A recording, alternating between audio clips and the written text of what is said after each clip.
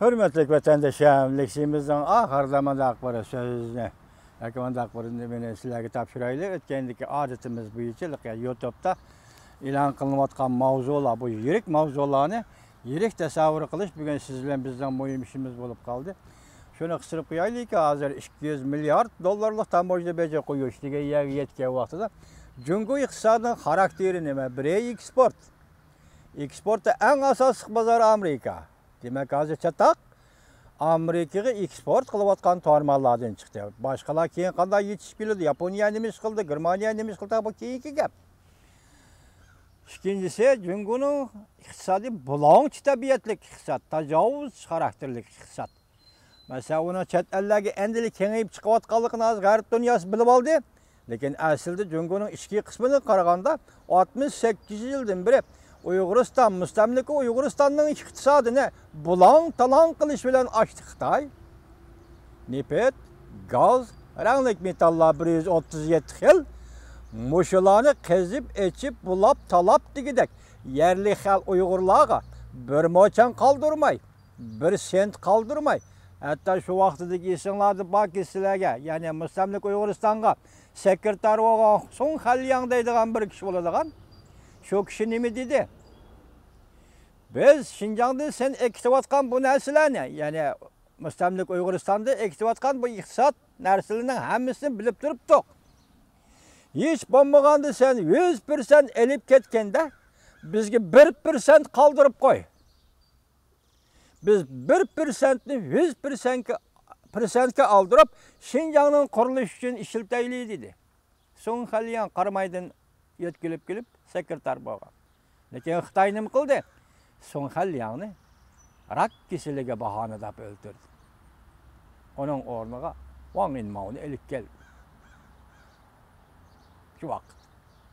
Mashina bilan talang bilan taladiga Uyg'urning iqtisodini hozirgacha. Endi buni chet elda bilib qoldi, g'arb dunyosi bilib qoldi degan. Nima dedi? Cunguning iqtisod tajovuz xarakterli iqtisod. Endilikda hozir YouTube'da e'lon qilingan mavzular qarang do'stim. Cungu Amerika savdo urushi iqtisod savdo to'qinishlar emas. Prezident Trump Cunguni uzil-kesil o'zgartmoqchi. Cungu Kompartiyasi asliga kelolmayotdi.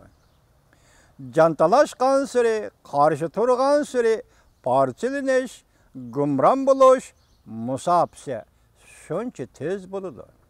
Mavzuliq to'r filmi 7-oyning 9-kuni YouTube. Avtori Cunguni kuzatish. Ikkinchi, Amerika Prezident Trump Tayvan Shangang Omin Tibetning davlatlik o'rnini e'tirof qilmoqchi. Xi Jinping Jungdan hayda Qozonga tushgan qo'noqdek sakrashga boshladi. Mavzular xabar 5-oyning 6-kuni YouTube'da e'lon qilindi. 10 millik Junguliklar davlatni asli keltirish ittifoqi. Buning avtori 10 millik Junguliklar davlatni asli keltirish ittifoqi.